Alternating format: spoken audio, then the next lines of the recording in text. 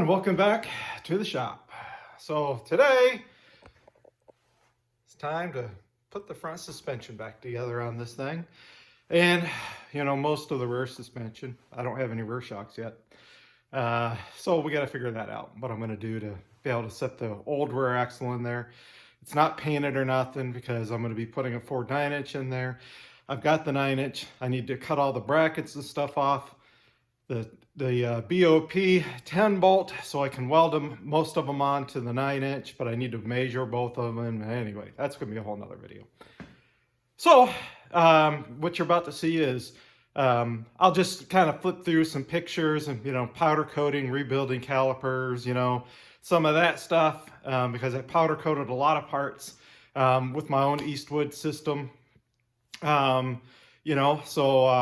put some links into some powder coating stuff that you can purchase from Amazon. I use like silicone plugs and heat tape and some different things. I'll try to show pictures and things of that, instead of dragging out a long video about that.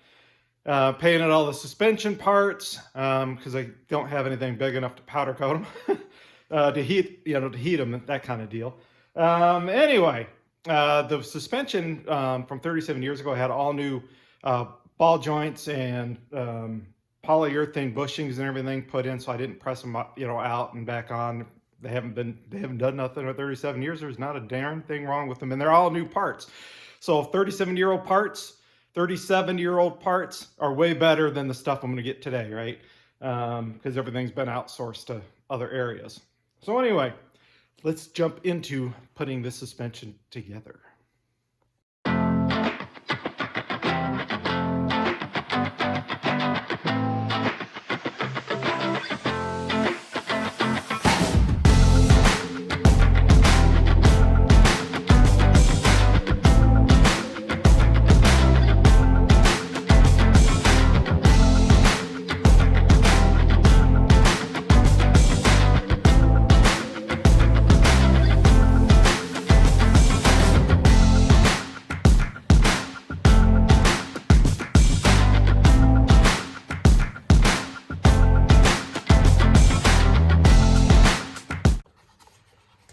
So guys, I already installed the front control arms, real easy. Basically there's two studs that stick out here and here. If you remember when you took yours apart, or if you haven't taken yours apart, there's basically two studs that stick out. You just unbolt the studs and then basically just slip it out, or in this case, me, put them, there's holes in this bracket. You just slip it back over that. And then, I put in some shims here. Got this shim kit from Harbor Freight.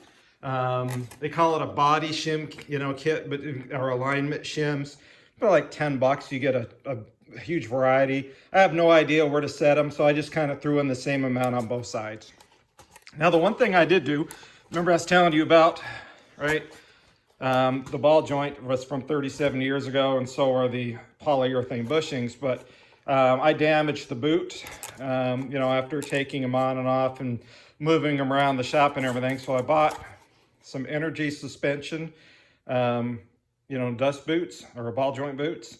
There is the part number right there. I got these off Amazon. They were really inexpensive. Just a quick note, this is like a metal ring here, right? Because this is a bolt-in ball joint, okay? So I left the ring loose and then slip the boot up onto the ball joint and then tighten the metal ring afterward. Because if you try to bolt the ring on first and then try to shove this, on, it won't go. What I learned was, set the ring on loose to the fasteners. You can start the bolts and then push, the boot onto the ball joint, and then you can tighten the ring up. And then the ball joint will stay on there nice and tight. And then, the lower ones here, they just slipped over, the ball joint, no problem. So anyway, got these bolted in. I'm going to bolt the lower control arms in next. There's some of the bolts that I powder coated. And I'm going to put the steering gear on here in just a minute as well. I need to powder coat those bolts real fast and a couple more washers. And then we'll bolt that in. Then we'll bolt the lower control arms in place. And then we'll get the, that box there has some new front coil springs. They're 1 inch lower. I'll show you the part number on that. I also got a great deal on those on Amazon. Cheaper than Summit Racing or Jags by like 10, 15 bucks. So we'll slip in some new coil springs, and then I'll show you the single adjustable shocks they got for the front. Pick those up off Marketplace. Anyway, let's jump into putting this together.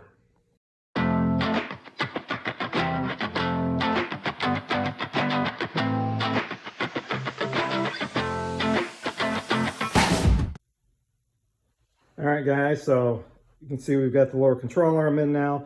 I just wanted to let you know that to get it in, you know, I got to put on the passenger side yet, but I put some Vaseline, you know, or you can use a little grease on either side of the bushings there and kind of put it in place. And then I used my floor jack to kind of, you know, push it up into the saddles, I guess I'll call them.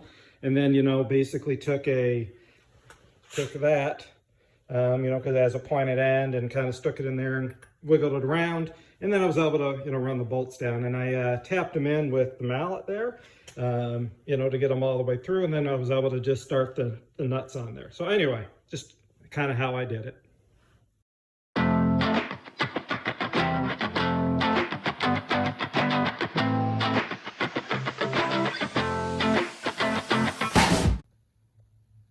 All right, guys, so here are the springs that I purchased. These are BMRs. There's the part number for it. Let me get down there a little better for you. These are for 67 to 72A body. And these are 1 inch lower springs than, you know, factory. So I'm gonna put new springs front and back. They were like $20 cheaper on Amazon than they were on Summit Racing or Jags. So, hey, 20 bucks is 20 bucks, right? Then I picked up these. These are some single adjustable single adjustable shocks. They are strange. They're a couple of years old. A guy had them on Marketplace for, I think I got them for $130. There's just a slight amount of damage to them. But the thing is the valves work. I checked all the positions. These were a local purchase, not an online purchase. So I was able to go see them, test them, make sure they work. The only problem is they will not fit in that hole opening. So what I'm gonna try to do, again, is bolt the top of the shock in to the upper mount here, put the spring in as well, right, at the same time, and then try to shove the spring into the lower cup and get it in position, jack it up, and then try to bolt this in at the same time. You know, or once I get the knuckle in, then I'll bolt this in. So again, I'm going to try to bolt this in up top, leave the bottom of this loose, you know, put the spring up in there at the same time with this, you know, so the shock and the spring will be in there together, bolt this, and then, you know, the spring and the shock will be sticking out. We'll shove that down as far as we can, leave the bottom end loose, and then hopefully we can shove the spring into the spring cup there with the jack underneath the lower control arm, and then, you know, raise them up together, and then, you know, attach the knuckle up here at the top. I'll try to video it and you can see what kind of a cluster this turns out to be, or if it goes smooth or not. All right, guys, so when you go to put your spring in, notice, okay, up in your spring upper cup here, your spring needs to go kind of sit in this pocket, you know, as it coils around. So you want to make sure you stick it in there correct.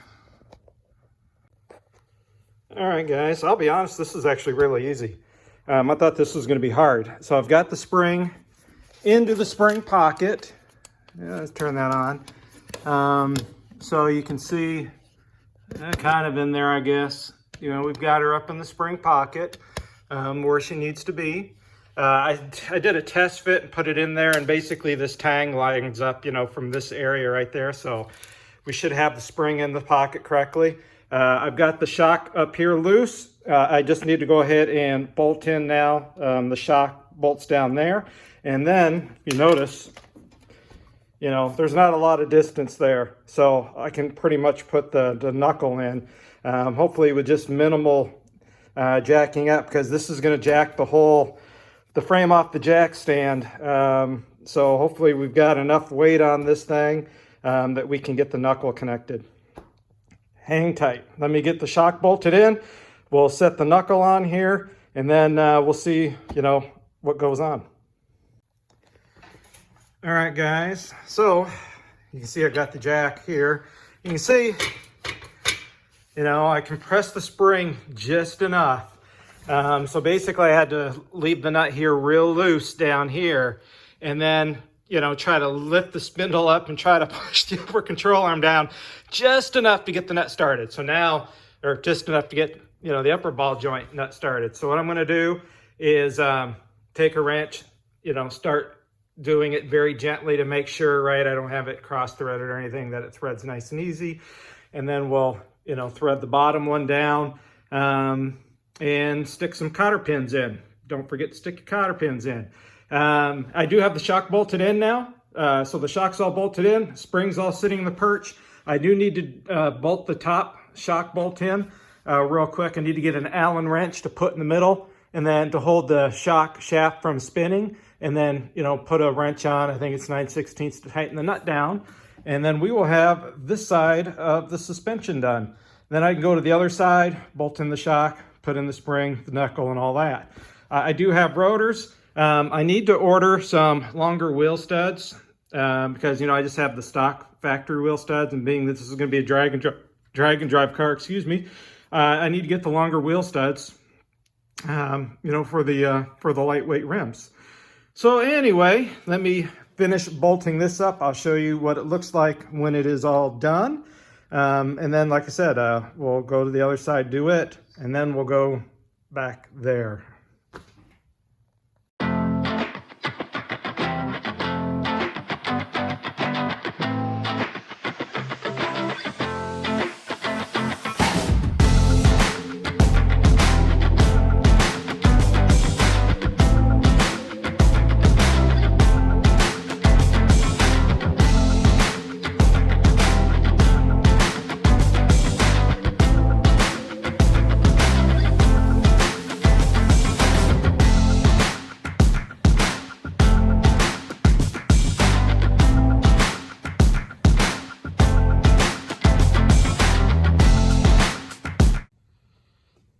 All right, guys, just a quick update. As you can see, we've got pretty much most of the suspension all back on, except for the sway bar. I've got the tie rod ends and everything in, the drag link, the idle arm, power steering box, the upper control arms and lowers are all in, the shock is in, the coil springs are in, rotors are installed, the dust caps are not. I painted those, cleaned them up and painted them. We'll put those on a little bit. Getting ready to put the calipers on. I powder coated the calipers as well as everything else, or a lot of the parts. The one thing I just wanted to point out is when you put on, new brake pads for these, you may have to, let me set this down. These little tabs here, tap them down with a hammer and then try to fit this on, tap it down with a hammer. There's one front and back, so you get a nice tight fit for the solder pad. And then, you put a clip on this pad here, okay? That way it pushes the brake pad down against the caliper, and that just kind of holds it in place and, like I said, pushes it down that way. If you're not sure which one goes where, always remember the bleeder screw goes up, bleeder screw goes up, and in this case, the piston goes inboard as well. So I'm going to set this on there, bolt it up, and then we'll have calipers installed as well. Then I'll grab a couple of those tires off the roof of the GTO there, bolt them up, and we'll set the front of the car down. And I think that's kind of where we're at with the front suspension, and then we'll get into the rear here in a few minutes.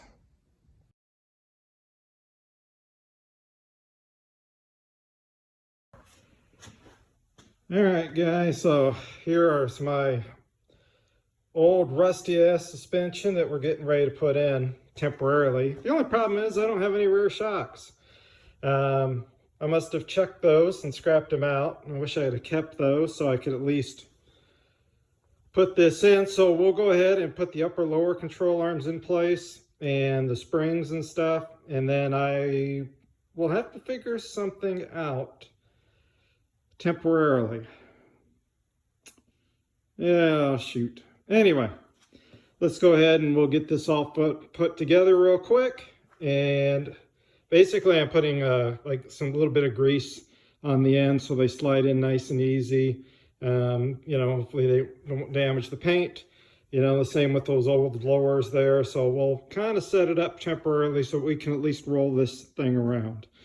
Anyway, hang tight. All right, guys, there we go. Rear suspension's back in, less shocks. You know, she's plenty bouncy. So just chipped the paint in one spot. So we'll have to touch that up. But other than that, you know, we got a roller. I'll get rid of that board here. I got to finish welding in a couple of things. But other than that, you know, guys, the engine transmission is sitting in place. We got a roller now. So if I need to, I can move this around a whole lot easier.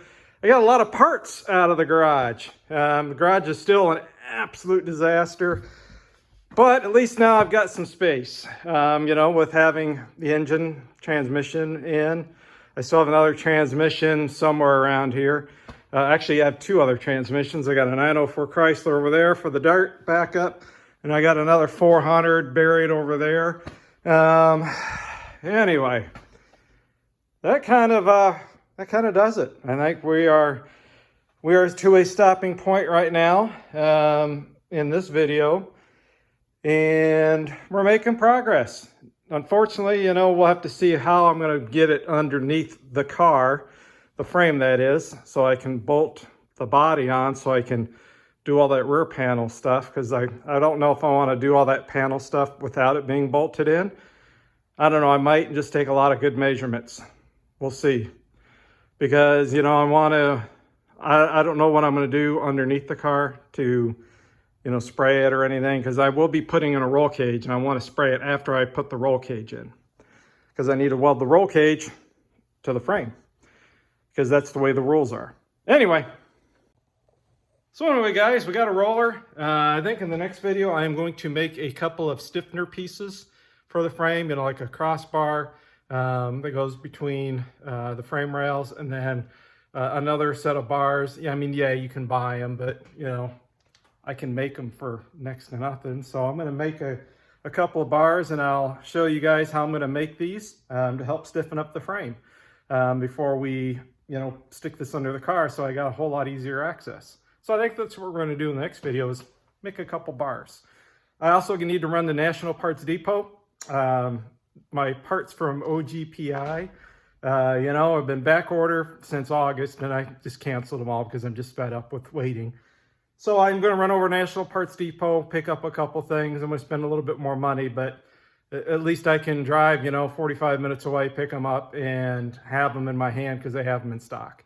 And that goes towards, you know, those filler panels. And where's my hand? Where's my hand? You know, those filler panels back there in that trunk area that I need. So I'm going to go pick those up probably. So then we can put in those filler panels. You know, I can start doing wheel houses, you know, and all that stuff back there, and get everything maybe squared up.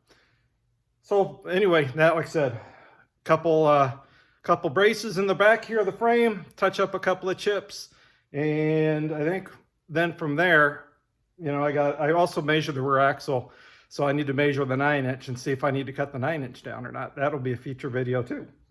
But I stuck the BOP under there right now just to have this so I can roll it around, and then if I need to, I can hack up the 9-inch or start hacking it up and cleaning it up so I can, yeah, make it work under here. Anyway, guys, thanks for watching.